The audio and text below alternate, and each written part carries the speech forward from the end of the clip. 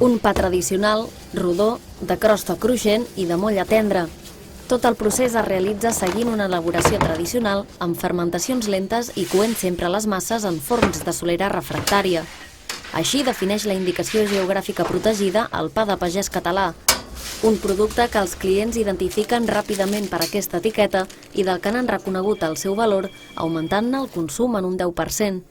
Des de la Federació Catalana d'Associacions de Gremis de Flequers valoren positivament aquest augment de les vendes en un moment en què no poden competir amb les grans superfícies. Per combatre una mica aquesta competència més aviat de supermercats i d'altres botigues a nivell de Federació Catalana, vam intentar donar o fer un pa amb un plus de qualitat de cara als clients per donar el nostre pa o el pa que fem nosaltres de cada dia, donar-hi un valor afegit.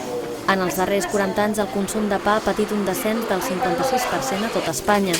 Des del Gremi de Flequers denuncien que el 50% de les vendes de pa se les emporten als grans supermercats, mentre que l'altre 50% es reparteix entre forns i establiments com gasolineres, fleques o quioscos.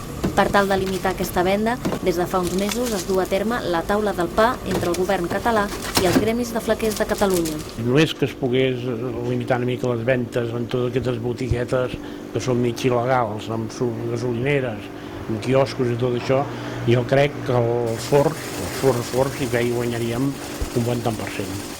Un total de 200 forns de tot Catalunya, dels quals 4 es troben a Reus, s'han adherit a la indicació geogràfica protegida amb l'objectiu de preservar l'autèntic pa de pagès que es fa a Catalunya.